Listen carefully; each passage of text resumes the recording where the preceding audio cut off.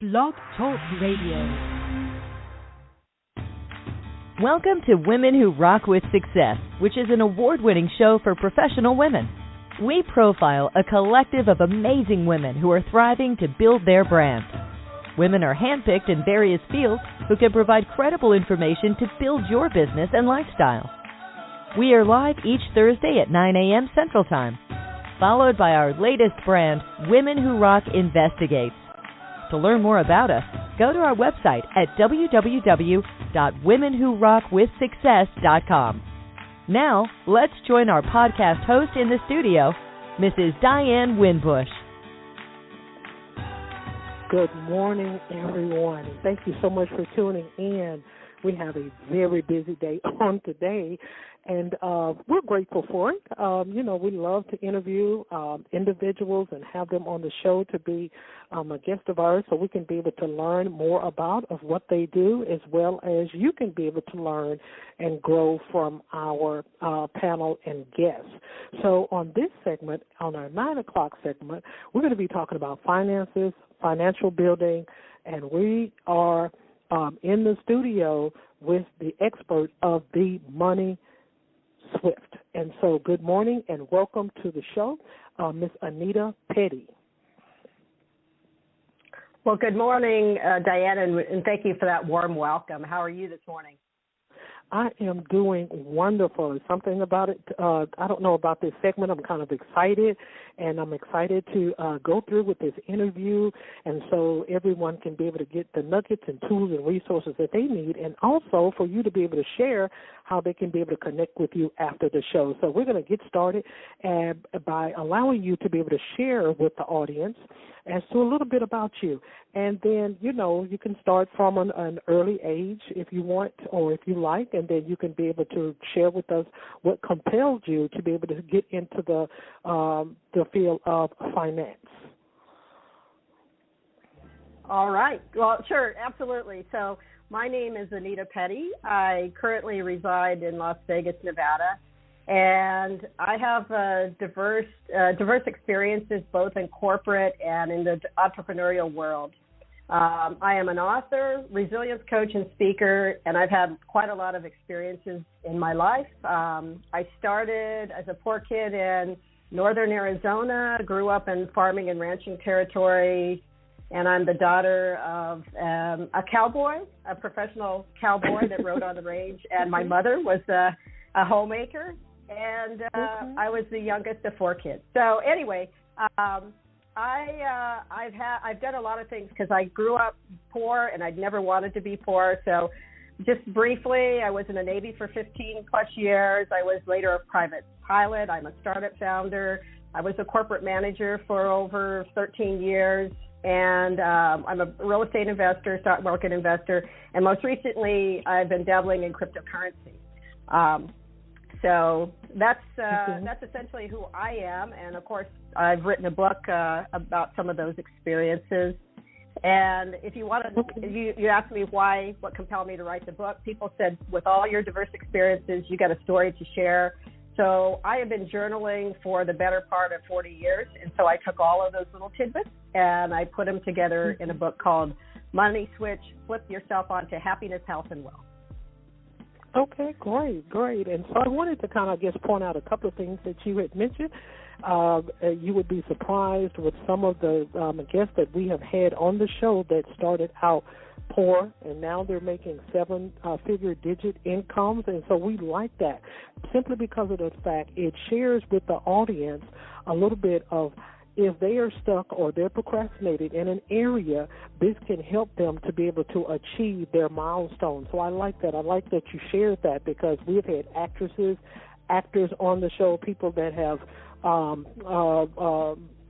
was a contestant. I think a couple of weeks ago we had a contestant that was on the Master Chef's Legend program with Ramsey Gordon and what have you. And so you would be surprised. And so this helps the audience, everyone, to be able to understand that, guess what, I'm not in this alone. Someone else has gone through just like I have. So I kind of wanted to be able to bring that out, and so I like that. And so with the military experience, and then you turned over to wanting to get into finances, and that was something that I think I had shared with your public relations agent, that kind of, if we could be able to touch on Bitcoin just a little bit, because that's something that's very, very a hot topic, but in in America and I guess around the globe as well. So we'll get into that in just a second. So we want to go back to the next question. So what type of genres do you create for your readers? I know that you're in finances and what have you. So are there any other categories that you write for? Yes, absolutely. So as part of my journey, the reason I didn't do a full 20-plus year career in the military is I developed mid-career a very rare form of thyroid cancer, and that essentially took me out of any promotions, and it made it so that I had to find something else to do. And so as part of all my journeys and coming back from that, I became a resilience coach. And what that means is I help people, I coach people that are coming back from either setbacks or failures, and in the current environment that we're in with everybody, transitioning with pandemic and things, there's many people that are really asking for those services and trying to figure out, where can I go now? Because the future seems so uncertain, and they're looking for ways to move forward.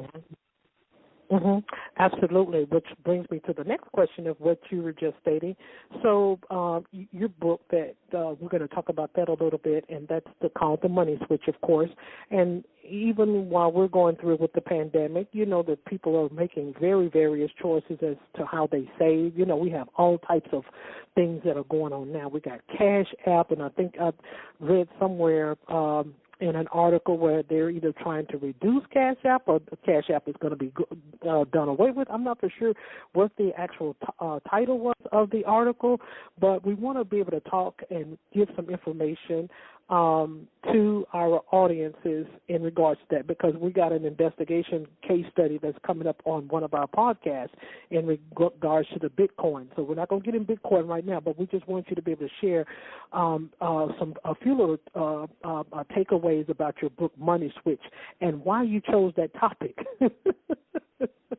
Well, so it's interesting, but Money Switch is essentially the foundations of how you build happiness, health, and wealth, and the things that you do in your daily life. And people go, well, how did you come up with those things?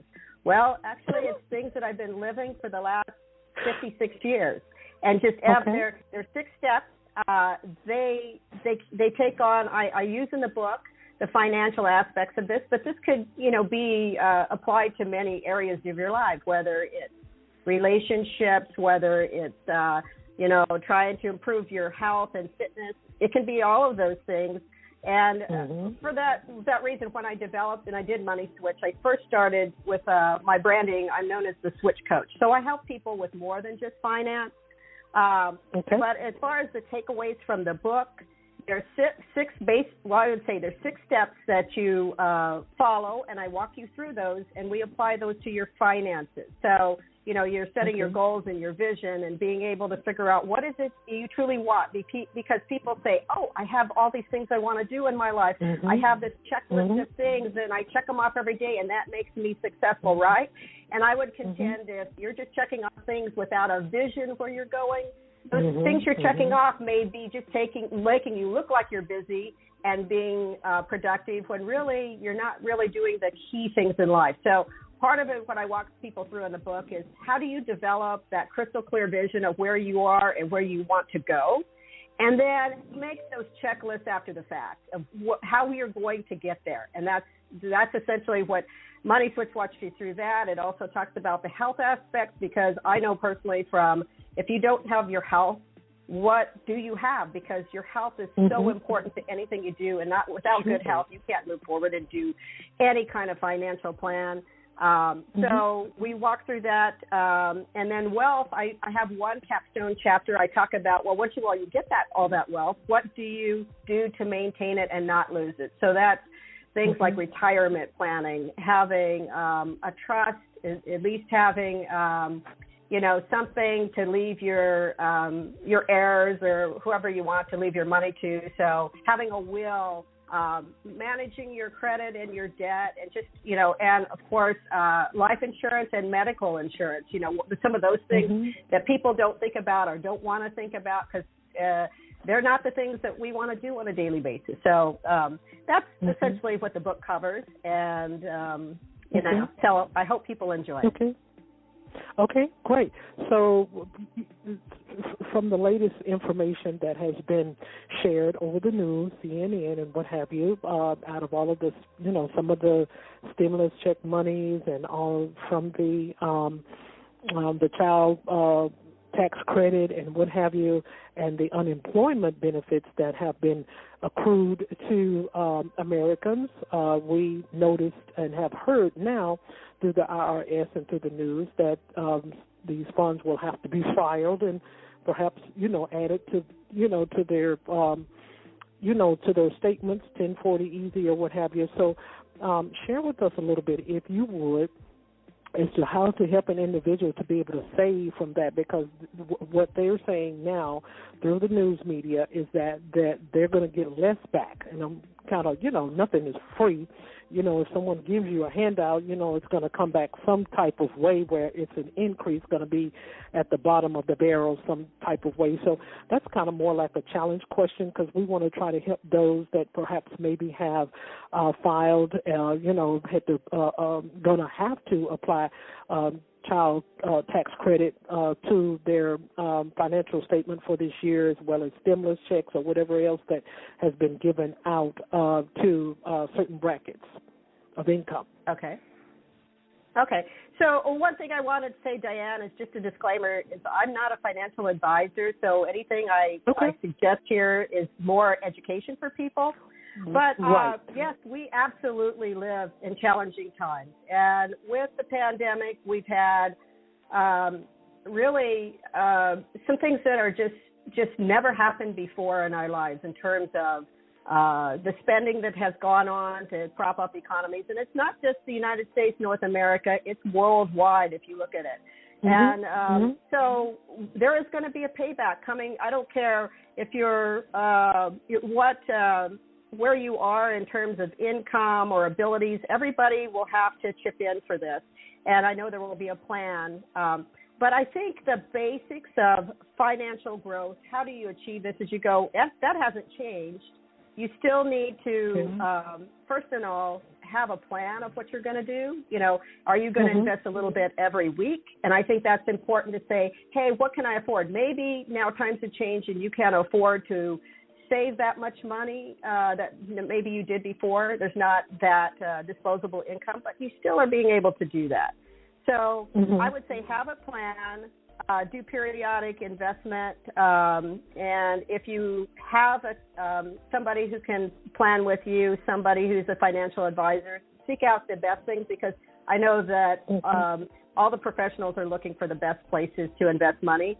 And the biggest advice I have is do your homework. I mean, a lot of people say, I don't have time for this, but you really, if you can just get a little bit each day and learn a little bit about it, you don't know what a certain investment is, or what's an ETF, what's a mutual fund, what is this whole thing about cryptocurrency. Learn a little bit each day, and that's what I kind of teach in Money Switch, is you're constantly learning. So I think those are the things that we haven't changed those. It's just going to be a little bit more challenging. Well, I think as we go on, we'll get a better picture of where we are globally and financially. But for now, have a plan. At least you can put some money away as best you can.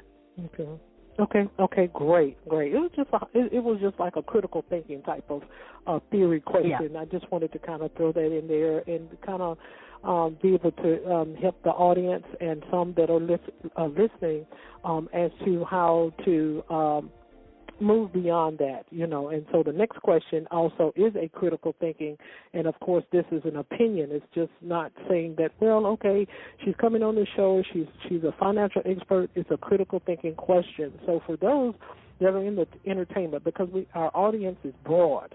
So for those that are in the entertainment field, and take for instance, they may be in a financial crisis as well. A lot of times individuals may have CPAs, and perhaps a person may have not I guess, managed things well. So what would you say to those that are in that type of field or that type of bracket of income as to how to rebuild? Because I know that the money switch also talks about wealth as well. So how would you, what kind of tips could you give to those that are trying to start all over again? Because, we see it all the time, where celebrities as well may have issues in their finances and what have you. So how would you, what kind of tips that you could be able to share as to where they can be able to start from the ground? You don't have to share everything in your book, because we try to tell our guests, don't give all of your nuggets away because they won't buy the book. Oh. But so yes, ma'am, go ahead. Well, I think first and foremost, and I share this in an entire chapter in Money Switch, is your circle of influence, which is essentially mentors. So I have some friends in Hollywood, and I have exemplar of what you're talking about, a mentor, Willard Pugh, who played Harpo on The Color Purple opposite Oprah Winfrey. He's a good friend of mine. And he has mentored actors, actresses, people that are studying, and eventually some of them have made it big. And I speak to him every week about this kind of subject. But the thing is to have a mentor like him that's been there, done that. And so what you want to do is find somebody you trust and reach out and say, hey, I'm not probably handling it the way that I should, but somebody that is a mentor that has some financial acumen and has done what you're trying to do. And so I think that's it, because I think people, they look at it and say, hey, I have all this money. But if you look historically about all the different people, from lottery winners to professional athletes, there are quite a few people that end up with penniless because they don't know how to manage it, or unfortunately in some places people are taken advantage of, and the people that they hire don't have their best interest in mind. So I'd say get a mentor in the financial industry, or at least seek somebody else that can help you shelter that income and get you moving in that direction. Okay, great. So here's kind of one of the nugget questions. This is not a challenge question or anything. This is kind of basically the bulk nugget of the interview.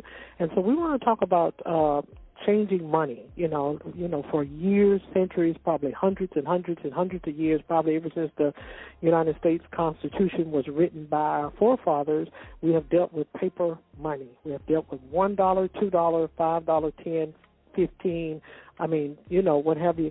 So we want to talk a little bit about Bitcoin and the rise that it has risen in America and perhaps maybe around the world. We've of course seen a lot of disadvantages.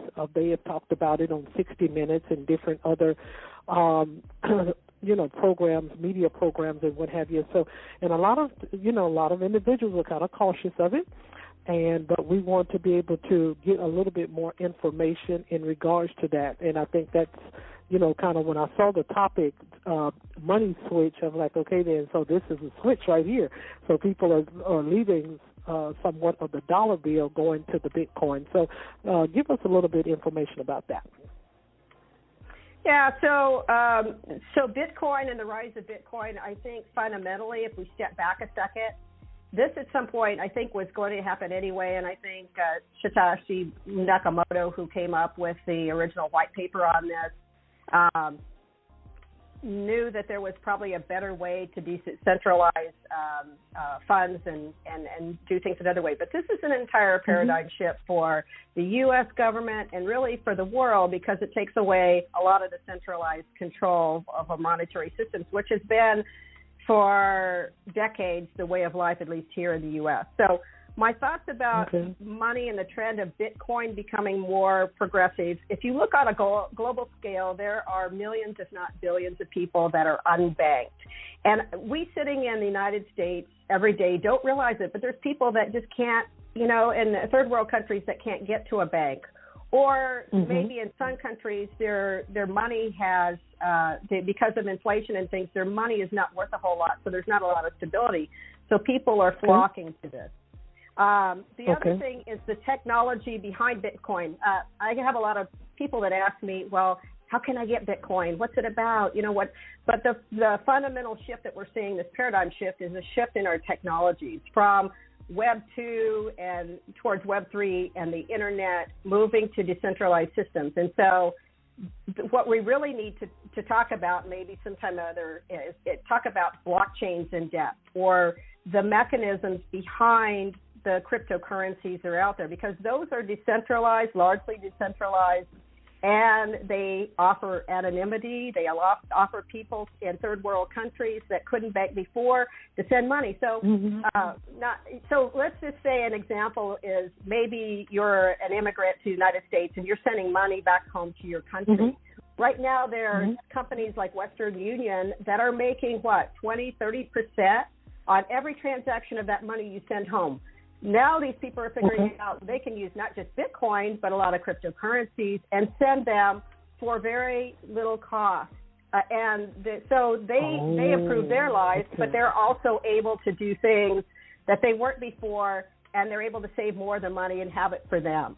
On the flip side of things, we have a growing desire among governments for intervention because they're afraid of illegal activity, which does happen, but I think by and large, most of the people working in and doing business in the blockchains and Bitcoin are not doing illegal things, but it does exist. So I think those are some of the concerns out there. But Bitcoin, I think it's here to stay, and the reason I say that is I started getting into Bitcoin in about 2019, and I will tell you, I had looked at it all the way back in 2015.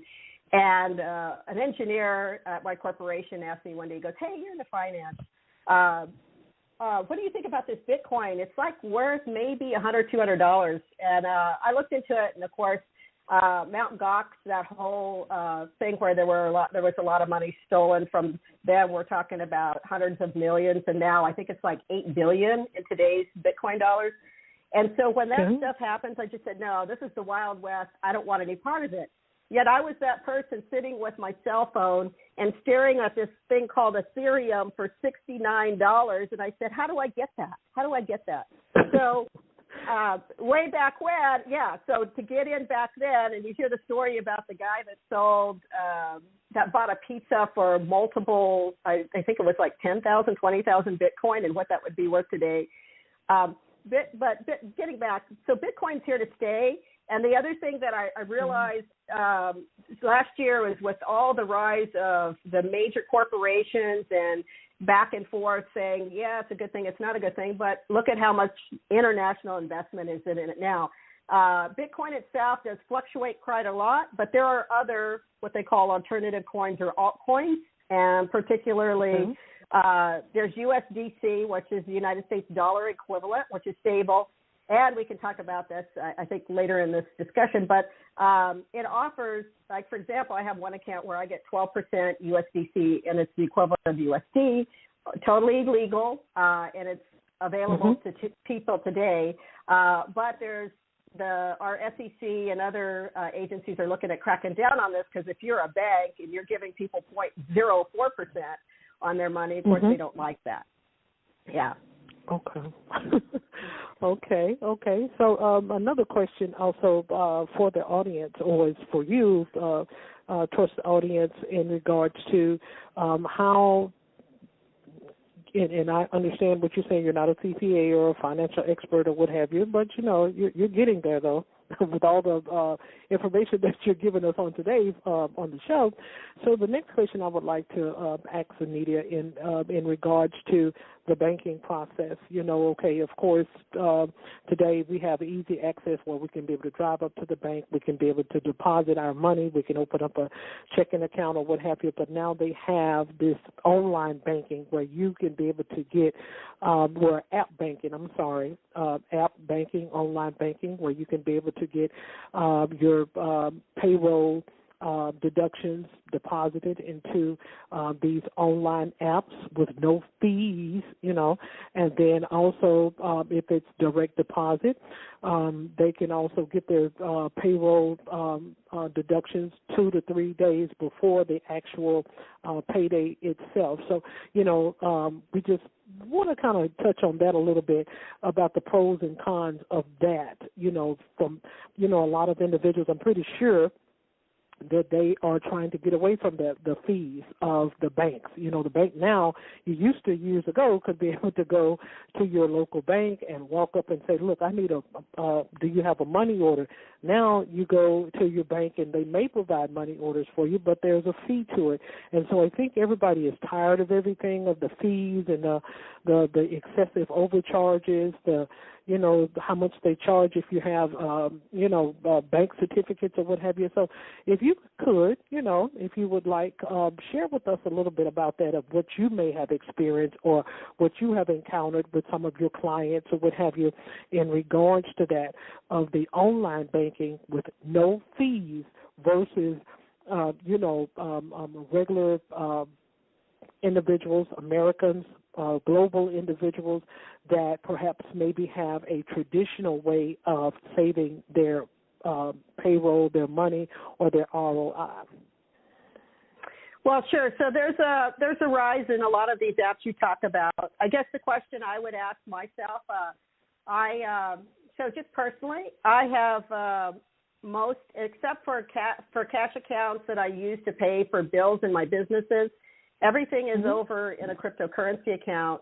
And people go, oh, well, that means that you only have cryptocurrency. No, you could actually have U.S. dollars or whatever your home currency is in that account. It's just you can flip back and forth out of that. And why? Because that's ease of use and because of these bank charges. I totally get it. Now, for people that don't want to invest or putting their money in a cryptocurrency account, I get it.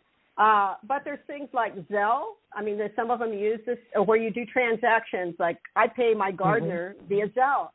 I don't ever go to the bank unless I absolutely have to. So the use of checks and things are starting to dwindle. But I think banks realize now that, all these fees are forcing people towards other avenues here. So I guess for people that are looking for alternate accounts, do some research on that account and then find out, maybe put a trial amount of money in there, test it out, see if it works, if it works for you. Is this like an insured account? And manage it that way. But me personally, what I am doing is I take that money, and if I have any extra cash that I know I'm not going to have to use for bills, I put it in U.S. dollar, USDC, which is, again, the cryptocurrency equivalent of the dollar. And some of these apps, I'll mention a few of them in just general. I don't have any affiliation with them. But I will tell you, for a beginner, and just take small amounts of money, but their fees to me are too much. I mean, for me, if you're trading, I don't like them for that. But if you're trying to save and you just learn a little bit about the technology, Coinbase, which is Coinbase.com, I love them because for a very beginning person that knows nothing about crypto, they not only do, they know that people are taking baby steps into this, but they will also give you what they call our drops for educational. So what that means is if you they have on their app the ability to says, what is Tezos coin, for example? I don't know. So what you do is you read this little article about it, and they'll give you like $3 worth of that. So what does that cause you to do? Is it a lot of money? Absolutely not. But what it causes you to do is you go, oh, how's Tezos doing today? How are these other coins doing? And then you can this is how I learned.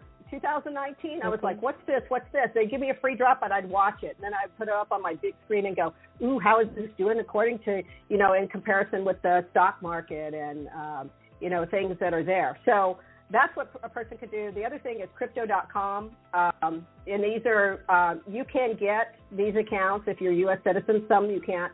But this account allows you, one of the big features of it is it allows you to have a debit card. So let's say you bring some money in and you make some money off of whatever your cryptocurrency is. you can put it in your what they call a fiat wallet. So fiat is like a U.S. dollar account. And you can use a debit card against that to make purchases. So if you're making some money off of your cryptocurrency transactions, you can use that. So that's a convenience.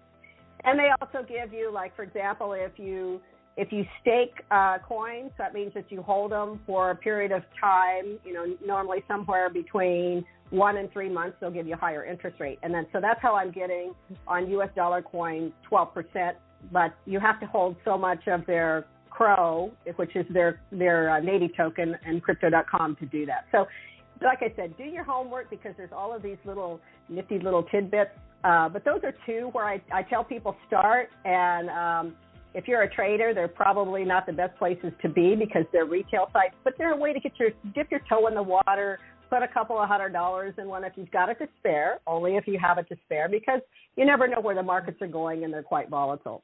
Right. Okay, great.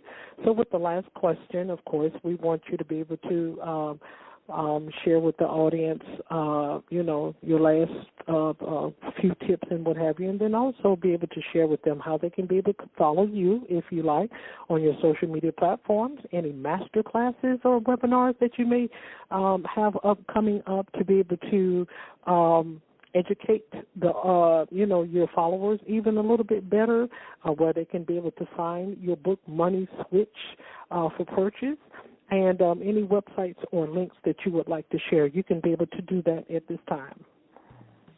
Okay, Diane. So I'm glad that you asked that, and I'm so excited for listeners because most of what we talked about here on a more basic level, and talking about the steps and stuff, all of that is in my book. Mm-hmm. And I'd like to give people the opportunity to have that book. And so today on your program, I'm offering people the opportunity to register for a free download of my book. So if you go to my site, it's www.theswitchcoach.com. And you go to that link, you can register for a free copy, a free digital download of my book, and that's probably the easiest way to get it. I also have a booth at the Los Angeles Book Festival at the University of Southern California at April 23rd and 24th, so that's coming up if anybody wants to stop by our booth and see us there, and those are the best ways to reach me. Okay, perfect. Anita, we thank you so much for taking the opportunity to be our guest on Women Who Rock with Success Media. We have enjoyed this interview today. We learned a lot about Bitcoin. We learned a lot about saving. We learned a lot about, how it's beneficial Bitcoin is for not just Americans, but also for those that perhaps are in foreign countries that may not have the capability of the regular dollar bill that we use, or others around the globe. So we thank you so much for being our guest on today. And for our listeners and our audience, you can be able to go to our Facebook page to learn a little bit more as to who our next guest is for the show on today and all future shows. So thank you once again, Anita.